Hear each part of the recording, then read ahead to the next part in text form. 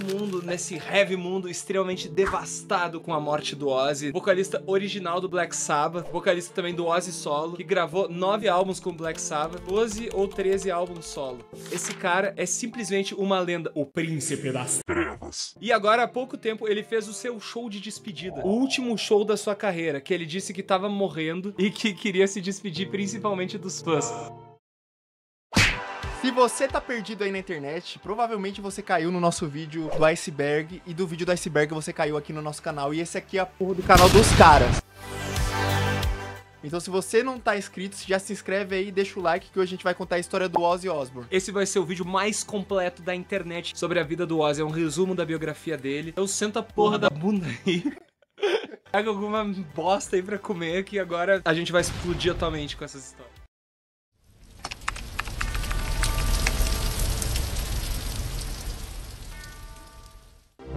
Ozzy tinha muita dificuldade de se adaptar em qualquer lugar que ele vivia. Ele provavelmente tinha alguma neurodivergência. Sofria muito bullying na escola e não conseguia se adaptar em trabalhos comuns. E sempre foi um cara extremamente difícil de lidar. O pai dele sempre dizia, ou você vai fazer uma coisa muito grande, ou logo logo você vai ser preso. E sim, ele foi preso com menos de 18 anos de idade. Enquanto ele ainda estava no colégio, ele sofria bullying de uma forma tão agressiva que ele chegou a ser abusado. Outra coisa marcante da infância do Ozzy é o momento no qual ele conhece o Tony Iommi. Mas o Tony Iommi era já muito mais popular do que o Ozzy no colégio. Ele era um cara grandão, fortão, que tocava guitarra. E aí teve um dia que era pra ser o dia das profissões, que era pra levar algo que tu gostasse no colégio. Então o Tony levou sua guitarra e foi marcante pro Ozzy. Tocar guitarra era algo rebelde, transgressor. Será que se eu fosse o Tony Iommi eu podia levar meu cachorro no lugar da guitarra? O Ozzy tinha dificuldade de aprender na escola e também dificuldade de convivência com os colegas. Então ele acabou saindo da escola com 15 anos de idade. Ele nunca conseguiu se adaptar em um trabalho normal. Ele trabalhou no matadouro de animais e disse que aquilo lá foi extremamente brutal. E ele disse que até entende quem é vegetariano. Entende muito bem a causa, porém, ele continuou comendo carne. Outra coisa que ele trabalhou foi numa desengraxadeira, porque Birmingham era uma cidade de operários. Quem viu ali a série Peaky Blinders sabe, eles representaram muito bem a cidade da época, cheia de fábricas e fumaça. Enquanto ele estava trabalhando nessa desengraxadeira, ele viu uma placa escrito, não coloque a cabeça aqui, é tóxico. Então, o que tu acha que ele pensou? Se eu pôr a cabeça ali, eu acho que eu posso ficar doidão. Foi o que ele fez. Todos os dias trabalhando lá, ele saía do trabalho com a cara cheia de graxa. Eu não preciso nem dizer que ele não conseguiu ficar muito tempo nesse emprego. Então ele decidiu, obviamente, começar sua carreira com a música. E ele fez exatamente o que vocês estão pensando. Sim, afinador. Não, calma, não era afinador de guitarra, muito menos de vocal. Ele era afinador de buzinas de carro. Só que daí ele chegou lá no primeiro dia e aí ele perguntou pro cara, tu trabalha muito tempo aqui, o cara disse, ganha bem aquele. Ele decidiu já no primeiro dia que não era isso que ele queria fazer da vida. Isso mesmo que você ouviu, Ozzy tem muito a ver com você. Ele não conseguia parar no emprego, né? Vagabundo. Bom, ele não conseguia se adaptar em nada. Quando alguém não consegue se adaptar em nada, ela acaba caindo no crime. Aí teve a vez que ele roubou uma TV. Só que ele pensou assim, vou colocar luva que ninguém vai achar minhas digitais. Porém, a luva que ele usou tinha buraco nos dedos. Então não levou muito tempo pra polícia achar ele. Ele deixou perfeitas digitais, tipo, sem o resto da mão, porque era furado justamente no dedo. Até os policiais zoaram ele e falaram, bom, então não é exatamente um Einstein, né? E os policiais, inclusive, quando encontraram ele, como ele tinha cabelo grande, eles falaram, você se fudeu, hein? Dizendo praticamente que ele seria mulherzinha na cadeia. Mas Ozzy já era meio ligeiro com algumas coisas, menos com trabalho e furto, né? Então ele teve a brilhante ideia de fazer graça pros outros detentos. Ele foi lá e fez graça pro maior cara da prisão, e aí o cara entrou na brincadeira e ficou amigo do Ozzy, e todos os outros caras tinham medo do Ozzy porque, tipo, o cara grandão podia bater nele. Após a saída da prisão, o pai dele quis dar uma ajuda. Como ele sempre foi muito fã de bandas como Beatles e outras bandas de rock, então ele ajudou o Ozzy a comprar um PA. PA, pra quem não sabe, é um sistema de caixas de som com microfone. Então, assim, ele tava pronto pra fazer qualquer show, mesmo não tendo palco, por exemplo. Mas faltava uma coisa muito importante, uma banda. Então, o Ozzy lançou no jornal um anúncio. Ozzy needs a gig. Bom, então foi assim que ele conheceu os caras do Black Sabbath. Mas não era assim que a banda se chamava na época. O primeiro nome da banda foi Pocahontas Blues Band e depois se chamou Earth. E sim, o Black Sabbath era uma banda de blues. os caras começaram a tocar nos shows, nos lugares meio improvisados. O primeiro show foi em um bar que conseguiram através dos contatos do Tony Iommi. Mas nesse show já deu bosta. O Ozzy tomou um socão porque um cara aleatório achou que ele tava olhando pra mulher dele. Um tempo depois, eles abriram um show do Jethro Tull. Mas sabe como é que é britânico, né? Britânico não pode se atrasar e tal, então foi de uma forma totalmente improvisada. Eles chegaram lá com a banda, com todos os equipamentos numa van lá. Eles perguntaram lá pro produtor do show, cadê o Jethro Tull? Será que a gente pode abrir enquanto eles não chegam? E a galera já tava puta porque o Jethro Tull tava atrasado. O produtor deixou e disse, tomem cuidado que vão tacar tomates em vocês. E realmente a galera tava meio pistola. Mas o Ozzy olhou pro lado, tava o Ian Anderson, vocalista do Jethro Tull, lá batendo cabeça. Ele curtiu pra o show. E essa história quase resultou no final do Black Sabbath, porque o Tony Iommi foi chamado pra tocar no Jethro Tull. Mas pra entender um pouco a história do Tony Iommi, a gente vai voltar um pouco no tempo. Ele, assim como a maioria das pessoas em Birmingham, eram operários. E ele trabalhava com uma máquina metalúrgica, mas ele ia largar esse emprego. Porém, aconteceu um acidente que mudou a história pra sempre do heavy metal e da música. A máquina que ele operava decepou a ponta de seus dedos no seu último dia de trabalho. Assim, Tony Iommi teve que reaprender a tocar guitarra, priorizando power chords com apenas 2 dedos e utilizando mais ganho em um som grave. Passou a utilizar cordas super finas, usando uma corda de banjo como mizinha. Ele acabou então saindo do Black Sabbath e indo pro Jethro Tull. Só que ele não durou muito tempo no Jethro Tull, porque ele achava que a banda não tinha o mesmo clima de banda que o Black Sabbath, sabe? O Ian Anderson comia numa mesa, o resto da banda comia em outra mesa. Então ele só chegou a gravar um programa de TV lá com a banda e ele já voltou pro Black Sabbath. Nessa semana que ele tava no Jethro Tull, vocês acham que o Black Sabbath foi atrás de um novo guitarrista? Não, eles só ficaram no bar bebendo e se lamentando que o Tony Iommi tinha saído da banda. O cara ficou bebendo ouvindo o Amado Batista no boteco da esquina. Pensa só, o cara era um operário fudido que tinha largado o emprego, que não tinha nenhuma perspectiva na música, que não sabia como é que ele ia sobreviver. Aí um cara de uma banda mainstream de Jethro Tull chamou ele pra banda e mesmo assim ele largou e voltou pro Black Sabbath. Ou seja, ele estava apostando tudo na banda. Nessa hora o cara foi muito shed.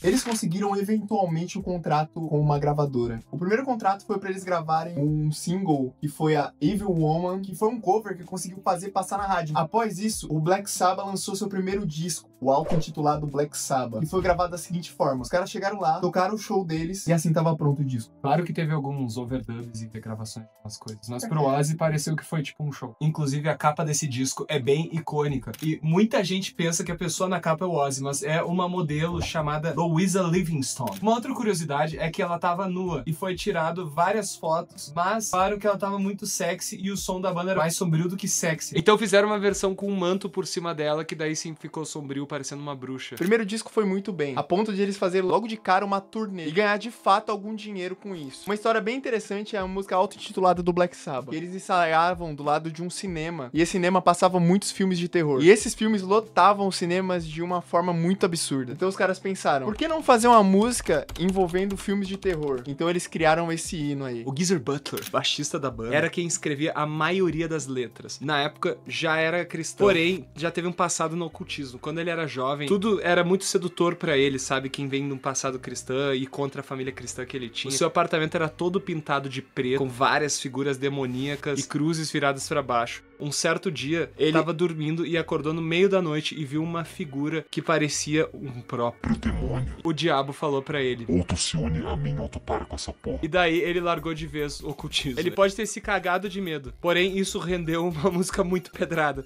A música mais icônica da história do metal, talvez. Será que a conversão de todo satanista apareceu o próprio capeta na frente dele? E aí o cara, tipo, não, eu me uno a ti. Essa música, em específico, usa o trítono, conhecido como o intervalo do demônio ou o Diabolos em música. Existe até uma lenda que esse intervalo foi proibido pela Igreja Católica em uma época, por ser totalmente dissonante. Mas eu acho que essa lenda já é falsa e foi desmentida. Inclusive, se vocês quiserem um vídeo sobre o trítono aí, pra gente fazer uma pesquisa a fundo, fala aí. Imagine você chega numa loja de discos nessa época e a coisa mais pesada que existia eram os Beatles. E aí você vê uma capa esquisita de uma banda que parece uma bruxa. Aí você abre o disco e vê uma cruz estranha lá e bota pra tocar. Começa um som de trovões e aí vem guitarra grave, sinistra, e uma letra bem macabra sobre encontrar encontrar o demônio pessoalmente. Sim, essa foi a primeira música do álbum. Então foi uma parada muito chocante, absurdamente marcante pra época. A galera se perguntava, será que esses caras são cultistas? Será que esses caras são satanistas? Isso atraiu alguns fãs muito inusitados. A galera do ritual mesmo, da igreja satânica, do Aleister Crowley. Por incrível que pareça, essa foi uma das primeiras bases de fãs do Black Sabbath. Todos os estereótipos de satânico que tu pode imaginar era essa galera. E aí essa galera seguia a banda inteira num nível meio doentio. Até em hotéis eles chegavam aí. Se tu perguntasse pro Ozzy se o que ele fazia era heavy metal, ele dizia que não. E ele associava o heavy metal a essa galera. Ele tinha muito medo desse pessoal. Teve um dia que eles estavam tocando, e aí chegou um cara desses encapuzados Em cima do palco. e aí o segurança barrou ele, aí ele deixou cair uma adaga. E aí reza a lenda que ele que é o Tony Iommi, sabe-se lá por quê. E uma outra história engraçada é que eles estavam em um hotel um dia e tinha algumas pessoas encapuzadas lá segurando umas velas desses cultos satânicos aí. E aí o Ozzy teve uma brilhante ideia, ele cantou parabéns pra você e assoprou as velhinhas e saiu correndo. Também teve uma outra história muito engraçada, onde eles foram tocar no sul dos Estados Unidos e a plateia era toda de homens negros. Quando o show começou, a plateia começou a achar muito estranho a banda. E a banda também tava confusa em reação ao público. O cara do público gritou pra banda, ei, você não é negro! E o que aconteceu é que eles estavam esperando o Black Sabbath. Mas o público, mesmo confuso, curtiu muito o show.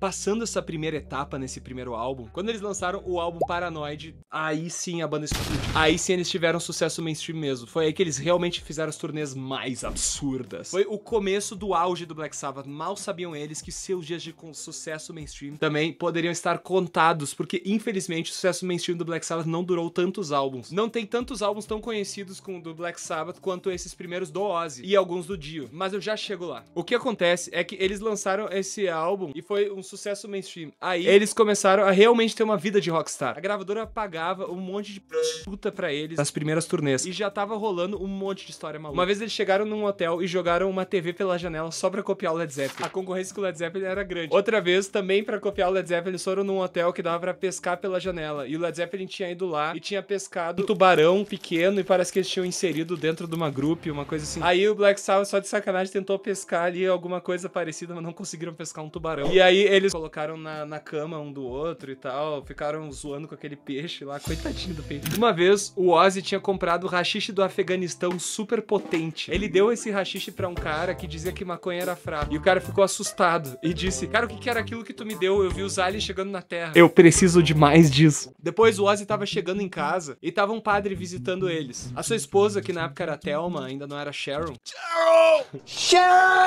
Não tinha nada pra oferecer pro padre. Então ela ofereceu um bolo que ela encontrou. Mas ela não sabia que era o bolo de haxixe. Aí o Ozzy chegou e viu que aquele bolo era bolo de haxixe. O padre já tava muito loucão, aí ele desmaiou. E o Ozzy não sabia o que tinha acontecido, ele achou que ele tinha matado o padre. Aí ele pegou e carregou o padre no próprio carro do padre e deixou ele jogado lá no quintal da própria casa do padre. Aí o Ozzy ficou uma semana se lamentando que ele tinha matado o padre, bebendo, até que ele encontrou o próprio padre no bar. E aí ele ficou muito feliz que o padre tava vivo, né? E o padre falou, cara, sabe que eu não lembro nada da visita que eu fiz na tua casa, porque eu fiquei muito doente, eu tive uma febre, eu tava delirando, eu vi os alienígenas chegando na Terra. Peraí, o padre tava no bar.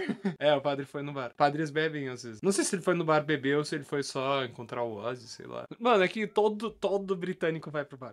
Já foi na Inglaterra? Eu nem fui pra Foz do Iguaçu. Lembrando que o nosso objetivo é informar, não glorificar nenhum tipo de droga. Até a Sharon, esposa do Ozzy, disse que ele sóbrio era o maior amor, mas ele drogado era muito babaca. O Ozzy só durou tantos anos porque ele era uma aberração genética. Se fosse qualquer outro, teria entrado pro Clube dos 27 ou até o Clube dos 21, né? Voltando pro Black Sabbath, depois eles lançaram Master of Reality. Manteve até certo ponto o sucesso do Paranoid. Não fez tanto sucesso, mas ainda, tipo, era mainstream. E tinha músicas que praticamente consideradas gospel. Mas também tem a Sweet Leaf, que é uma música sobre maconha e começa com o tossido do Tony Iommi. Para gravar o álbum Volume 4, a gravadora colocou eles num hotel em Los Angeles e dava cocaína. Tinha embalagem um selo oficial que parecia algo vindo direto do governo, uma coisa muito estranha. Também tem um monte de história bizarra dessa época. Uma das histórias mais famosas dessa época era quando o Ozzy tava com alguém da equipe da banda e da gravadora num quarto e eles estavam cheios de cocaína. E aí começaram a bater na porta e ele, na cabeça alterada dele, pensou, deve ser a polícia. A gente vai ter que cheirar tudo. E aí eles tentaram cheirar tudo, mas não conseguiram. Daí o Ozzy decidiu jogar tudo na privada, ele tava muito noiado. Aí quando abriu a porta, era só o cara do ar-condicionado, porque ele tava tão loucão e tinha clicado sem querer pra chamar um assistente. Agora vocês sabem porque o Ozzy sussurra cocaine na música Snowblind antes de cada refrão.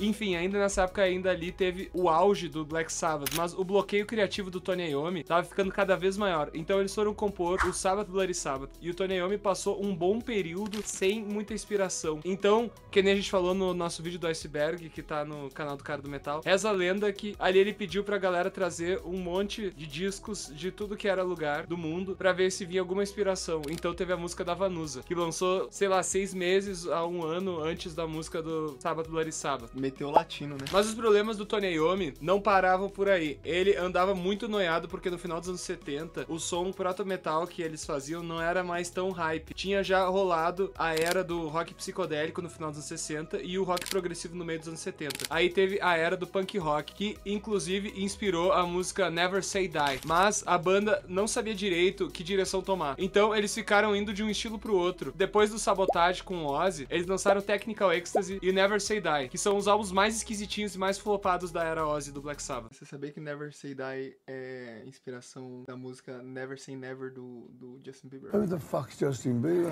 O Tony Iommi queria externalizar a culpa da falta de direção e falta de novos álbuns de sucesso mainstream da banda em alguém. Então ele direcionou tudo no Ozzy. Ele era uma baixinha da banda, né? Que era o músico menos músico da banda, digamos assim. A tensão entre os dois estava cada vez pior. Mas a gota d'água foi quando ele tava completamente podre, doidão, e dormiu no andar errado do hotel antes de um show. A banda procurou ele em tudo que é canto, gritou Ozzy que nem os dois, mas o problema é que nem no andar certo ele tava. Então a banda não conseguiu encontrar ele de jeito nenhum, mesmo que eles olhassem todos os apartamentos do andar do hotel. E acabou tendo que cancelar o show por causa do sumiço do Ozzy. Eles tinham pensado que ele tinha saído na rua loucão por aí. Isso foi o estopim pra demitir ele. E mais uma vez ele foi demitido, tá ligado? Ozzy não sabia o que ia fazer fora do Black Sabbath. Ele nunca conseguiu fazer nada direito na vida. Não tinha nem conseguido concluir o colégio. A única coisa que tinha dado certo pra ele era o Black Sabbath. E até isso ele tinha vacilado. Era como se a vida dele não fizesse sentido nenhum. Ele não sabia o que ia fazer, então se trancou em um quarto de hotel e ficou gastando as últimas economias dele em drogas. Ele não tinha nenhum objetivo com isso e tava lá como se fosse uma espécie de suicídio lento. Tava ignorando totalmente a sua esposa da época, que era a Thelma, e os filhos. Essa triste fase da vida dele foi retratada na música Under the Graveyard. Mas como se fosse uma luz no fim do túnel, quando tudo parecia perdido, a Sharon apareceu na vida dele. Sharon!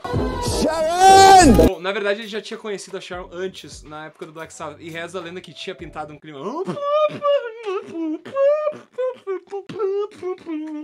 Só pra fazer um parênteses aqui. Eles não sabiam que a gravadora tava retendo quase todo o dinheiro deles. Tudo que eles queriam a gravadora dava pra eles. Mas eles não tinham acesso a todo o dinheiro que eles tinham ganhado de fato. Eles eram uns pobretão de Birmingham que não sabiam administrar o próprio dinheiro e do nada ficaram ricos. Teve um show do Black Sabbath, de uma dessas reuniões da banda, que foi quase todo o dinheiro pra Receita Britânica, porque o Tony Iommi simplesmente não sabia que ele tinha que pagar imposto. E aí o pai da Sharon, o Don Arden, ele empresariava o Black Sabbath, enquanto a Sharon tava empresariando o Ozzy. E a Sharon também trabalhava com a gravadora. Ela encontrou o Ozzy no hotel e deu um dinheiro pra ele, que era pra ele entregar pra alguém da gravadora relacionado a alguma coisa ali do music business. Mas o Ozzy, no estado deplorável que ele tava, ele obviamente gastou todo o dinheiro que era pra ele ter entregue pra alguma pessoa lá. A Sharon obviamente percebeu o que tinha acontecido, mas em vez de ficar brava com o Ozzy, ela ficou com pena dele, do estado autodestrutivo que ele tava. Ela insistiu que ele criasse uma carreira solo, então ela empresariaria ele. Ela tirou ele daquela situação e reorganizou a vida dele. É praticamente aquela música lá.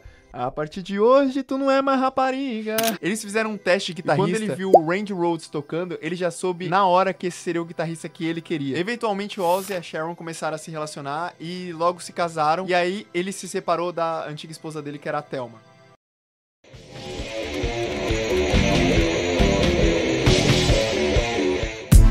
Então eles lançaram o primeiro álbum da carreira solo do Ozzy, que era o Blizzard of Oz, que já tinha Crazy Train, Suicide Solution e Mr. Crowley. Mr. Crowley!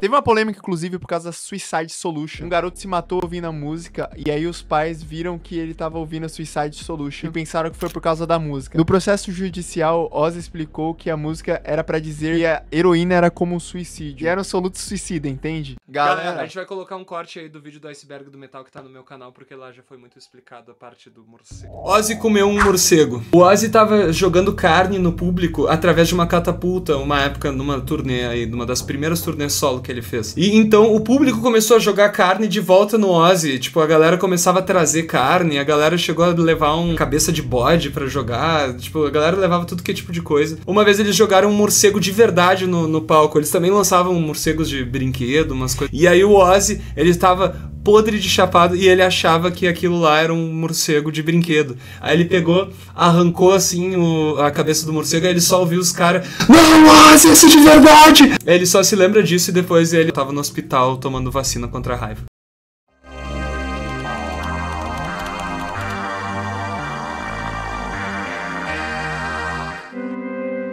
O Randy Rhoads era um cara bem certinho, não usava nenhuma droga, praticamente nem bebia, dos nossos. Era um cara disciplinado e adorava estudar guitarra, andar por aí nas turnês como um professor de violão clássico. Um dia ele tava tocando uma música clássica no violão e o Ozzy pediu pra eles usarem algo assim, e foi assim que foi criada a introdução de Diary of a Madman. Mas ele fumava cigarro. Então não era dos nossos. Aí, um belo dia, talvez nem tão belo, a banda tava viajando de ônibus em turnê. E aí o Ozzy acorda com um barulhão. Ele vai ver e um avião tinha batido ali do lado. Quando ele viu, o Randy Rhoads não tava no ônibus. Essa é uma das partes mais tristes do livro do Ozzy. O Ozzy simplesmente perdeu o novo melhor amigo, Randy Rhoads, ali nessa brincadeira. Parece que o motorista do ônibus da turnê estava sob efeitos de substâncias e perguntou pro Randy Rhoads se ele queria dar um rolê de avião ali, porque eles estavam passando por um clube do avião, uma coisa assim. E o motorista da van pilotava. Aí o Randy Rhoads topou, o que foi meio estranho, porque pelo que o Ozzy comenta no livro dele, o Randy Rhoads não topava qualquer rolê loucurado. O avião simplesmente caiu e os dois morreram. O Ozzy ficou muito arrasado com esse acidente e ficou se perguntando por que ele tem que ter tido sua vida tirada dessa forma.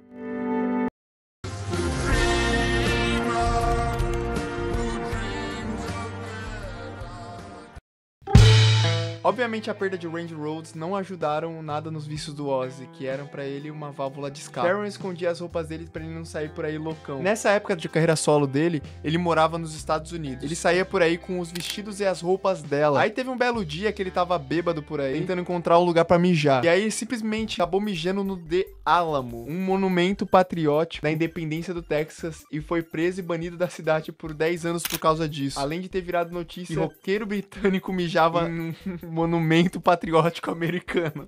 Uma vez ele tava numa reunião com a gravadora. A ideia era apresentar o Ozzy como artista solo separado do Black Sabbath. E tinha duas pombas brancas que ele ia soltar no ar como um símbolo de paz. Mas o Ozzy tava completamente loucão, tentando parecer sóbrio. E aí, quando ele pegou as pombas, ele arrancou a cabeça delas com a boca e jorrou sangue pra tudo que é lado. E a galera ficou completamente horrorizada. Chegaram a cogitar ali mesmo não assinar o contrato dele solo. Cara, eu não consigo entender como o Ozzy ficou vivo tanto tempo, mano.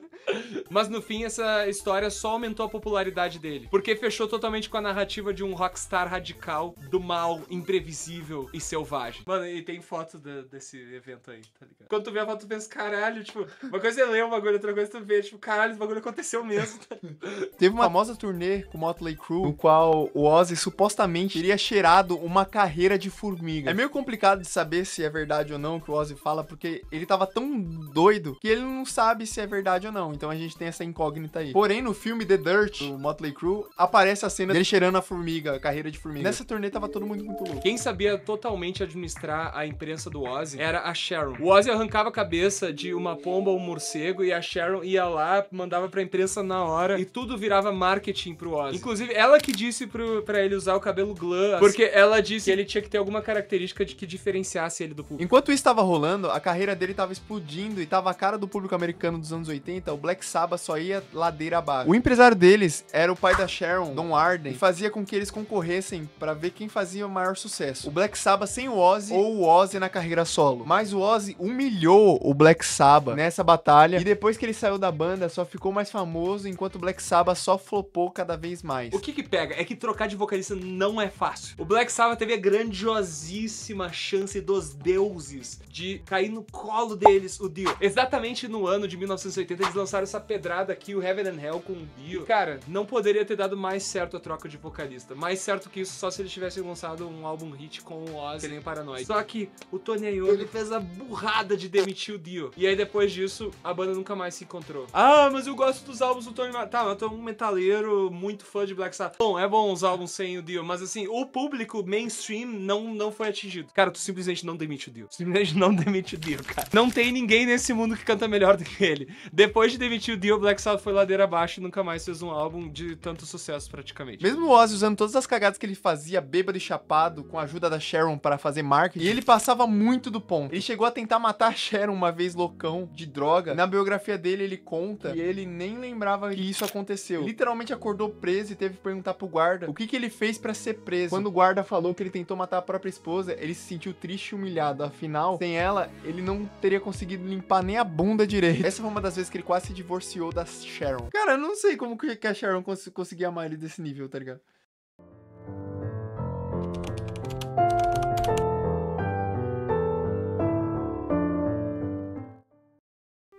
Ozzy estava à beira do abismo no seu uso e abuso de substâncias e todos os seus vícios. Então a Sharon conseguiu convencer ele aí na reabilitação. E assim surgiu o No More Tears, que significa não mais lágrimas, que era uma metáfora para sem mais lágrimas depois de fazer merda usando droga. Nessa época, ele já com o Zakk Wylde, inclusive a história dele com o Zakk Wylde foi parecida com a Guns N' Roses, ele disse que o Zakk Wylde estava literalmente só aquecendo os dedos pro teste com o Ozzy já disse que ele tava dentro. Obviamente, No More Tears sendo uma referência a Não Mais Drogas, ele teve muitas recaídas de 1992 pra cá, inclusive uma época pra driblar as drogas, ele chamou um médico especial pra receitar remédios pra ele e quando ele viu ele já tava tomando mais de 40 remédios diferentes por dia. Pra mim isso é a mesma coisa que droga, mas enfim.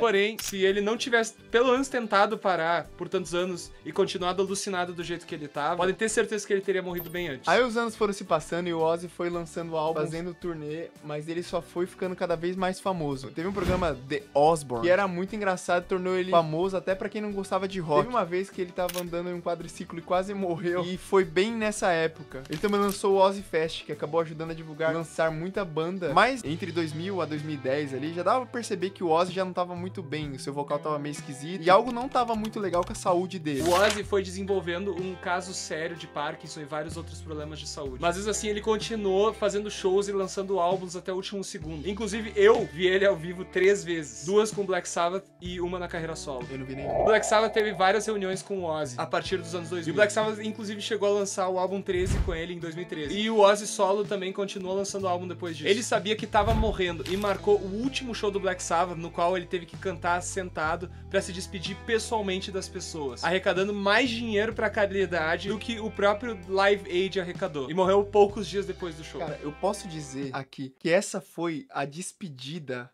mais foda que um ser humano pode ter tido na vida, mano. Eu sinto que a gente sente quando a gente vai morrer. Só que o caso do Ozzy foi muito foda que, tipo, em vez de ele fazer, sei lá, um álbum, tipo, bagulho mega... vou falar sobre a minha própria morte. Ele pegou e fez um bagulho que é bom pra cena inteira. Tipo, botou um monte de banda de metal pra tocar e ainda arrecadou dinheiro pra caridade pra caralho, tá? Se isso não é uma morte épica e muito heavy metal, eu não sei o que é. O Ozzy já foi enterrado. O seu funeral teve um cortejo com milhares de fãs. Foi bem animado e tocaram músicas dele do Black Sabbath em sopros. Tocaram até música do Justin Bieber a pedido dele. Onde ele tá enterrado, tá escrito em flores, Ozzy fucking Osbourne. No livro dele, ele escreve como que ele gostaria que fosse o enterro dele. Eu falei para a Sharon, não me creme de jeito nenhum. Quero ser enterrado num jardim bonito, em um lugar com uma árvore plantada em cima da minha cabeça. Uma macieira de preferência, para que as crianças possam fazer vinho e se embebedar. Quanto ao que vão colocar na minha lápide, não tenho nenhuma dúvida. Feche os olhos e consigo ler. Ozzy Osbourne, nascido em 1948. Morreu, tanto faz. Ele arrancou a cabeça de um morcego.